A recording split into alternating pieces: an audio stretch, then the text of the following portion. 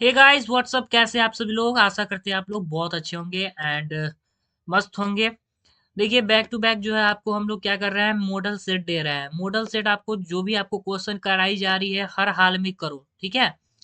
और जितने भी बच्चे हैं आपके सहपाठी है उनको शेयर अवश्य करिए, बिकॉज पता ही है आपको, सेमेस्टर आप लोग का फर्स्ट एग्जाम भी है, बहुत जल्द आ जाएगा। इंटरनल बहुत सारे कॉलेजेस में स्टार्ट है, बहुत सारे कॉलेजेस में जो है अभी स्टार्ट नहीं हुई है, ठीक है। तो आपको जो है, अगर मैंने क्या करा था, आपको बताया था कि 1 के हो जाने के बाद जो है बैक टू बैक आपको सारी सब्जेक्ट की वीडियो, बट मैं उससे पहले ही आपको सब कुछ दे रहा हूँ। प्लीज जाकर सपोर्ट करो अगर सब्सक्राइब नहीं किए हो तो।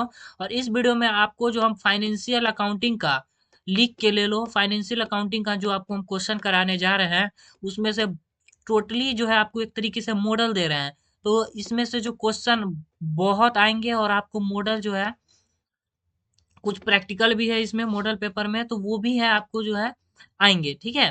तो वीडियो को बिना किसी रुकावट के साथ स्टार्ट करते हैं। देखिए, सबसे पहले जो है आपको ये पिछला साल का क्वेश्चन है जो प्रीवियस ईयर में पूछा गया था। और ये क्वेश्चन जो है आप लोग में अभी ऑब्जेक्टिव अगर देखें तो यहाँ पर एक ऑब्जेक्टिव है, ठीक है। ये सब ऑब्जेक्टिव अपना कर लेना। रेवेन्यू जो होता है जनरली रिकॉग्नाइज होता है इन अकाउंट्स में जब हमारा अकाउंट्स क्या होता है, डिलीवर्ड हो जाता है, या उत्पादन पूर्ण होता है, या जब वस्तु का आदेश होता है। देख लेंगे, द बायर चार्जेस डिप्रिसिएशन, हमारा जो क्रेता है हरास काटता है किस पे। ये है आपका नेक्स्ट क्वेश्चन। आपको है, in case of instalment system total interest receivable by the seller is credit to. आपको जो लॉन्ग और जो भी शॉर्ट क्वेश्चन पूछी गई, आपको हम बहुत सारे क्वेश्चन जो होते हैं मेन मेन टॉपिक के वो सारे बता देते हैं। इंटरनल भी आएगा तो उसमें आपको काम करेगा, हिंदी इंग्लिश दोनों में, ठीक है। उसके बाद हमारा नेक्स्ट एमसीक्यू है, रॉयल्टी अकाउंट होता है। रॉयल्टी अकाउंट क्या होता है, नॉमिनल। उसके बाद हमारा है, branch account under debtor system is, देनदार प्रणाली के अंतर्गत शाखा होता है। रियल अकाउंट, रियल अकाउंट, ठीक है। उसके बाद यहाँ पर एक प्रैक्टिकल है, प्रॉफिट जो है सप्लाई ब्रांच में हो रही है 33 1/3% of cost, it will be -% of sales. तो अपना देख लेंगे। उसके बाद है, if the rate of gross profit for department, ये एक प्रैक्टिकल क्वेश्चन है तो इसको आप हर हाल में कर लो, ठीक है, एमसीक्यू में है। डेप्रिसिएशन जो होता है हमारा प्रोवाइड किया जाता है किस पे, फिक्स एसेट पे, करंट एसेट पे, या इंटेंजिबल एसेट पे। तो इंटेंजिबल एसेट पे थोड़ी किया जाता है। तो हमारा ऑप्शन जो है आपको देख लेंगे, डेप्रिसिएशन किस पे किया जाता है, करंट एसेट, और नेक्स्ट है ऑल ऑफ दिस, और इंटेंजिबल एसेट। यहाँ पे है, the reason of charging depreciation. Depreciation हमारा होता है ऑल में, जैसे कि घिसावट हो जाएगा, अप्रचलन या डेप्लीशन, ठीक है, ये सब में हमारा। उसके बाद, as per dual aspect concept, तो इसका राइट आंसर कैपिटल लाइबिलिटीज बराबर एसेट्स, ये होगा हमारा, ठीक है। और ये जो है हमारा क्या है, ड्यूअल एस्पेक्ट कॉन्सेप्ट, ये हमारा अकाउंटिंग स्टैंडर्ड है, अभी अब हमको बताएंगे क्वेश्चन आंसर में। उसके बाद हमारा पार्ट बी में क्वेश्चन अगर देखें तो है, state the nature of accounting. Question इसमें से आपको लिख के ले लो, क्वेश्चन बहुत सारे आएंगे आपको, ठीक है। एक्सप्लेन एनी 3 अकाउंटिंग प्रिंसिपल, 3 सिद्धांतों की व्याख्या करें, अभी बताते हैं। What are the characteristics of hire purchase system, के साथ साथ जो है आपको मेन मेन क्वेश्चन दे रहे हैं, आपको एमसीक्यू या सबको आप पढ़ जाइएगा। एग्जाम में आपको कोई दिक्कत नहीं होगी, आराम से एग्जाम जाएगा, ठीक है। यहाँ पर है, ऑन 1 अप्रैल, यहाँ पर कुछ क्वेश्चन दिया है, इंटरेस्ट कैलकुलेट करना है तो वो देख लेंगे, निकाल लेंगे। यहाँ पर 3 ईयर का जो है ये क्वेश्चन जो आपको पूछा गया है, कहाँ से परचेज करते हैं आप लोग, तो हायर परचेज से, ठीक है। उसके बाद हमारा नेक्स्ट क्वेश्चन पूछा गया था, जनरलाइजिंग का रोजनामचा लिखे जाने के नियमों को समझाना है। लॉन्ग टाइप आंसर में अकाउंटिंग पूछा गया था। फिर what entries are passed in the books of hire purchase and hire vendor, तो ये प्रैक्टिकल से भी क्वेश्चन है, ठीक है। और अकाउंटिंग किसे कहते हैं, 11th में पढ़े हैं, 12th में पढ़े हैं, ठीक है। इसके एडवांटेज और लिमिटेशन बताना है, ठीक है। तो सिंगल एंट्री सिस्टम था बाद में, ठीक है, ये सब। उसके बाद हमारा यहाँ पर है, द धनबाद कोल अकाउंटिंग, ये हमारा रॉयल्टी से, किससे है, रॉयल्टी से। तो इसको आप लोग आराम से बना लेंगे, बहुत इजी क्वेश्चन है। उसके बाद है, ये भी हमारा जो है उसी का भाग है। उसके बाद अगर नेक्स्ट आए तो ये जो आपको क्वेश्चन में पूछा गया, ओपनिंग स्टॉक इतना दिया गया है, क्या बनाना है, ब्रांच अकाउंट बनाना है, हेड ऑफिस किसके, बुक्स के, ठीक है। तो ये सारे आपको दिए गए हैं प्रैक्टिकल में। ये क्वेश्चन है ई में, ये वाले आपको बनाने हैं, ठीक है। इसको रोटेट करके वीडियो को देख लेंगे, ये क्वेश्चन है आपको, ठीक है। इसका आधा भाग हिंदी में यहाँ है। ओके, तो ये सारे प्रीवियस को ईयर क्वेश्चन है और इसमें से बहुत सारे क्वेश्चन आएंगे। और अभी जो है चलिए वीडियो को स्टार्ट करते हैं और जो भी मेन मेन क्वेश्चन है उसको देखते हैं। सबसे पहले देखिए, जो भी पढ़ा रहे हैं उसको नोट डाउन करिए कॉपी में। उसके बाद जो है अ, देखिए, यहाँ पर जितने भी स्टूडेंट्स हमारे 2024 टू 28 वाले हैं, सारे का यहाँ पर जो है ये सब वीवीआई क्वेश्चन है। आप अब पढ़कर जाओ, अच्छा से एग्जाम जाएगा, ठीक है। सबसे पहले हमारा यहाँ पर नेचर ऑफ अकाउंटिंग में अगर बात करें तो हमारा अकाउंटिंग के अंदर लिखना है ये आर्ट है, ठीक है। Art is the part of knowledge which enables us to attend our or objective with the help of accounting financial result of the business concern for a given can be obtained. In fact, accounting does not tell us the manner in which special objectives can be achieved. The accounting system includes various techniques and procedure used by the accountant. ठीक है, in measuring, describing and communicating financial data to user. General ledger, trial balance, ये सब क्या करते हैं हम लोग accounting में यूज करते हैं। तो ये नेचर अगर पूछे क्वेश्चन में, नेचर बताइए अकाउंटिंग का, तो ये आपको लिखना है, ठीक है। Are prepared using accounting techniques, procedure and principle, ठीक। उसके बाद अगर हिंदी में बात करें तो हिंदी में आपको लिखना है लेखा कला ज्ञान का वह हिस्सा है जो अपने उद्देश्य को प्राप्त करने में सक्षम बनाता है। लेखांकन की सहायता से किसी दिए गए एनईसीएन के लिए व्यापार की चिंता के वित्तीय परिणाम प्राप्त किए जा सकते हैं। वास्तव में लेखांकन हमें वह तरीका बताता है जिसमें विशेष उद्देश्यों को प्राप्त किया जा सकता है।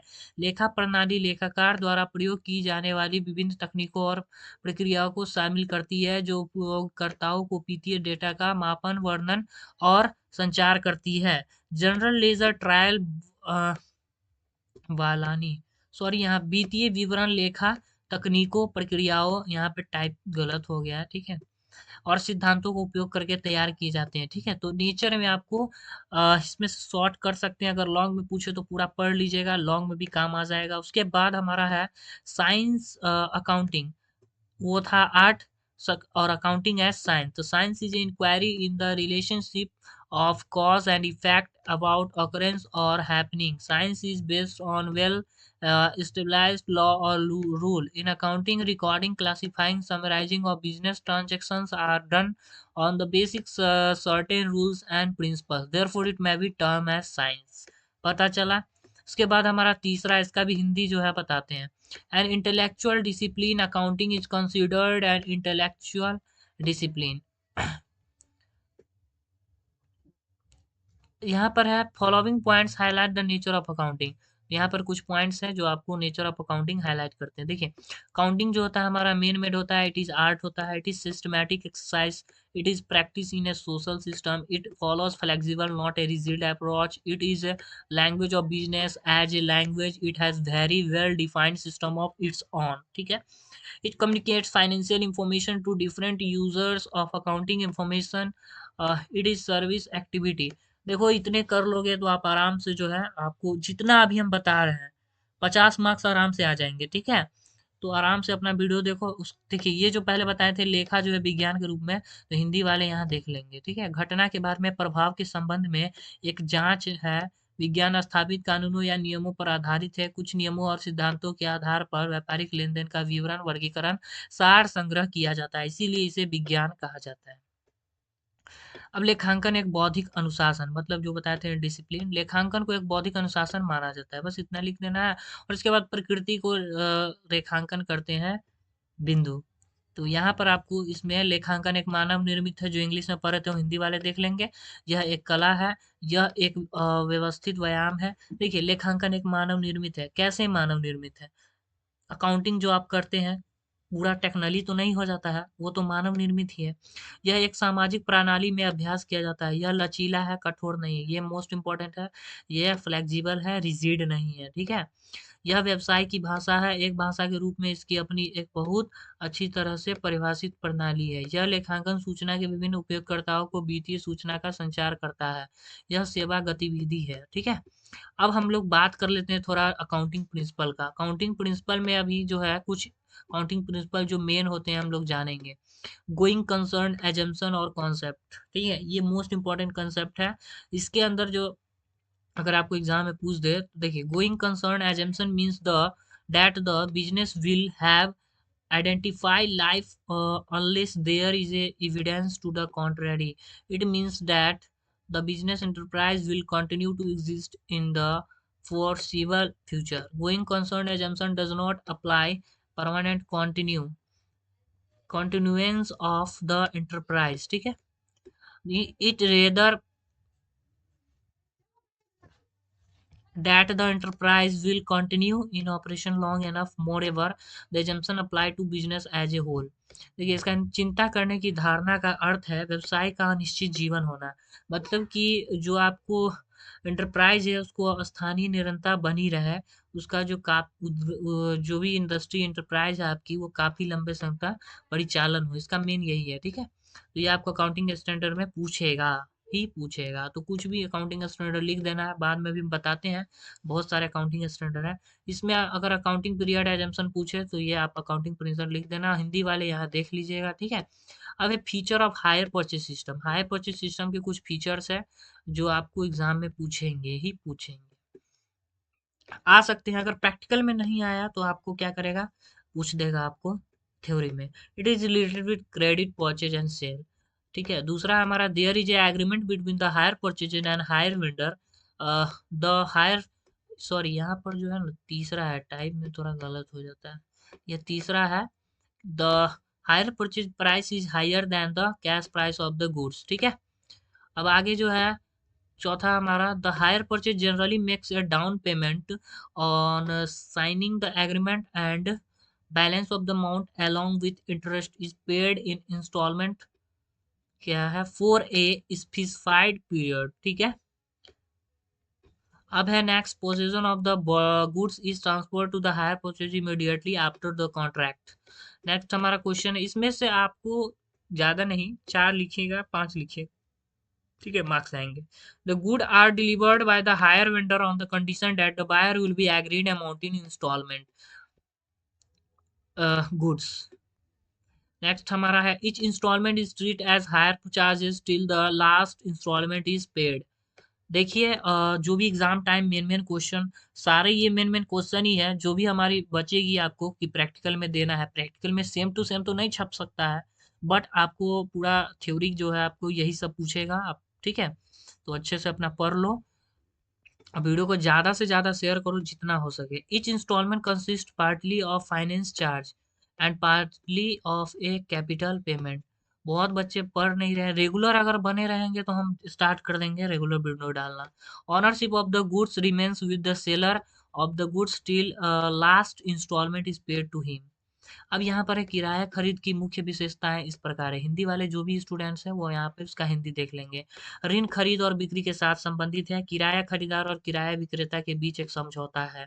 ये जो हायर परचेज सिस्टम है, किराया खरीदार आमतौर पर ब्याज सहित राशि के भुगतान और शेष राशि पर हस्ताक्षर करने पर डाउन पेमेंट करता है। कोई भी सामान खरीदते हैं तो डाउन पेमेंट पे, और उसके बाद वो महीने महीने चलता रहता है। माल का कब्जा किराया क्रेता को तुरंत बाद हस्तांतरित कर दिया जाता है। ठीक है, माल भाड़े के विक्रेता द्वारा इस शर्त पर दिया जाता है कि खरीदार किस्तों में राशि पर सहमत हो। इंस्टॉलमेंट में क्या होता है, हायर परचेज में इंस्टॉलमेंट टू इंस्टॉलमेंट चलता है और आप पैसे उनको भुगतान करते रहते हो।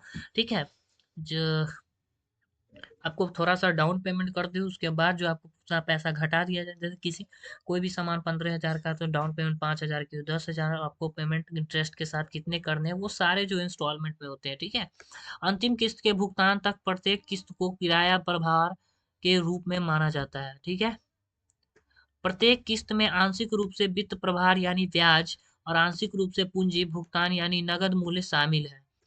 माल का स्वामित्व उस माल के विक्रेता यानी मालिक के पास तब तक रहता है जब तक कि उसे अंतिम संस्कार नहीं दिया जाता।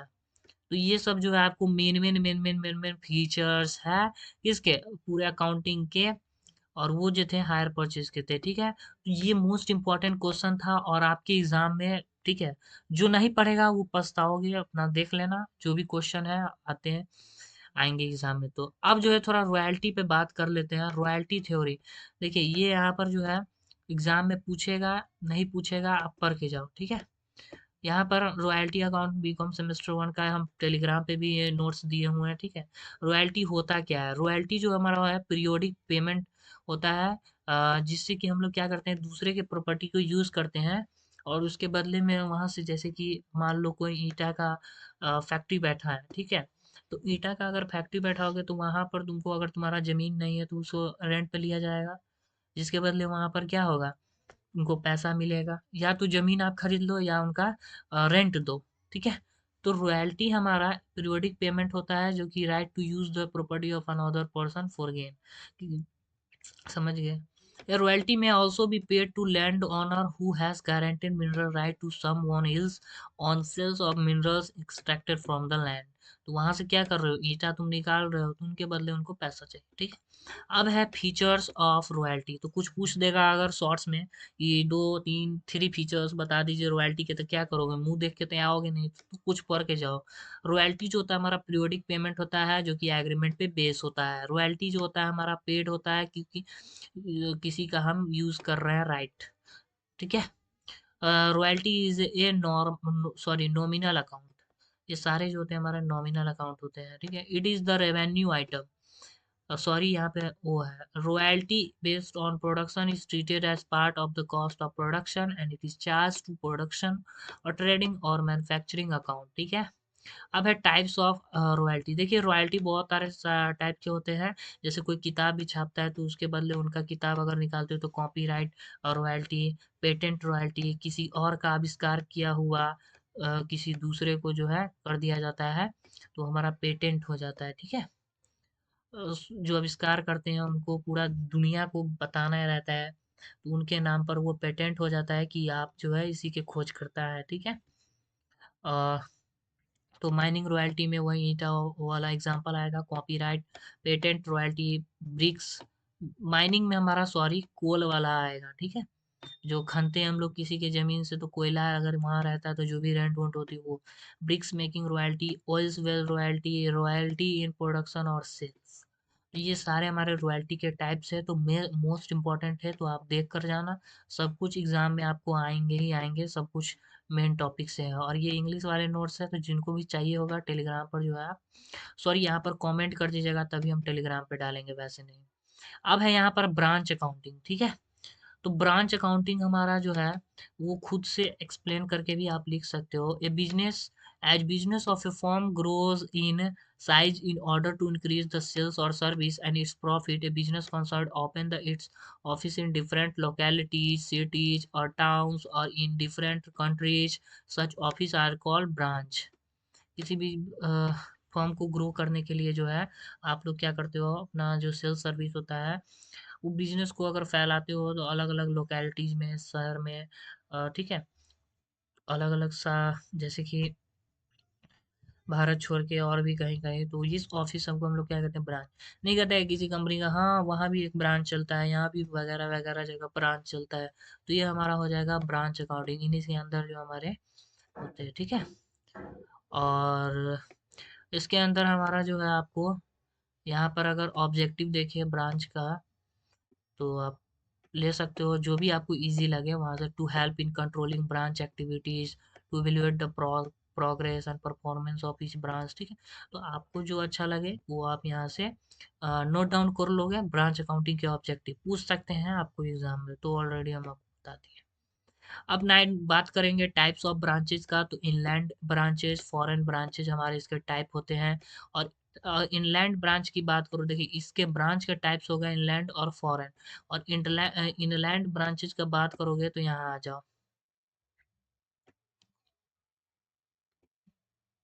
इनलैंड ब्रांचेज में हमारा होता है डिपेंडेंट ब्रांचेज और इंडिपेंडेंट ब्रांचेज।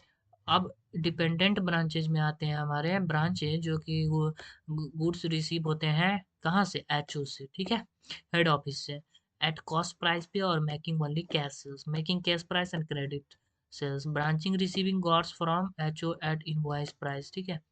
अब यहाँ पे इंडिपेंडेंट ब्रांच के बारे में है, तो आप पढ़ना चाहो तो पढ़ सकते हो।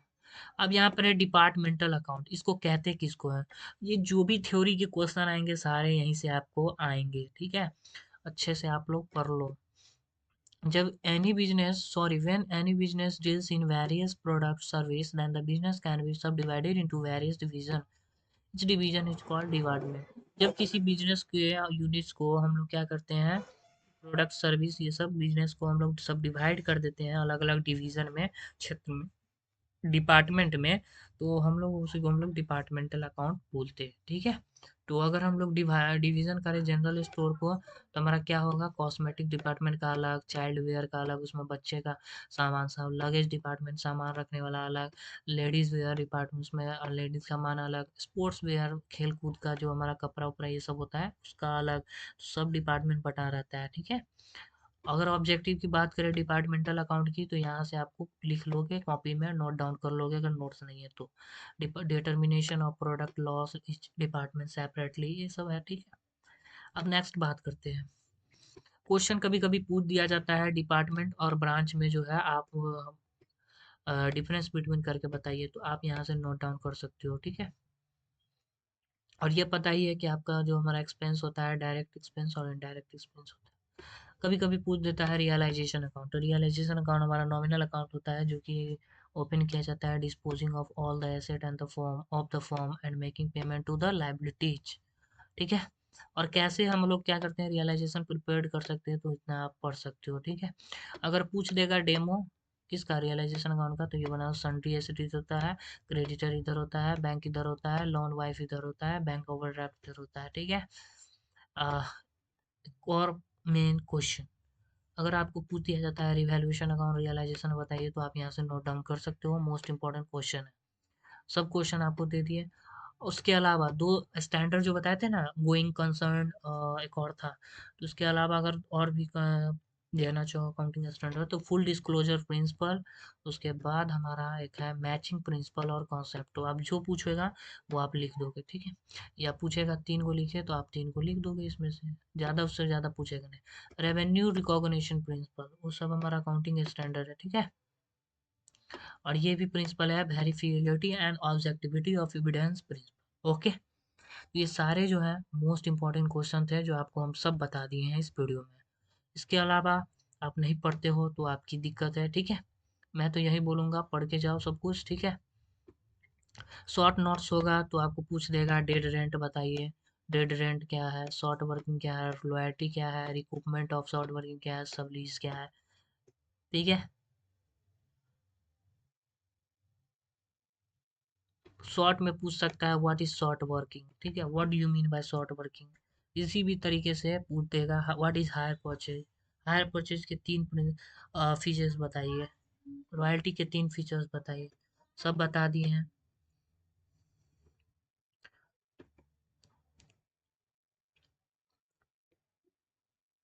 ये हमारे मेन क्वेश्चन है। Royalty payable is debited by lessee to, इसका right answer royalty account when the short working recouped account to be debited in the books of is, तो शायद लैंड लॉर्ड अकाउंट है आंसर। क्या है sir, कभी land Lord account होगा। ठीक है। इस तरीके से अपना जो है सब एमसीक्यू है।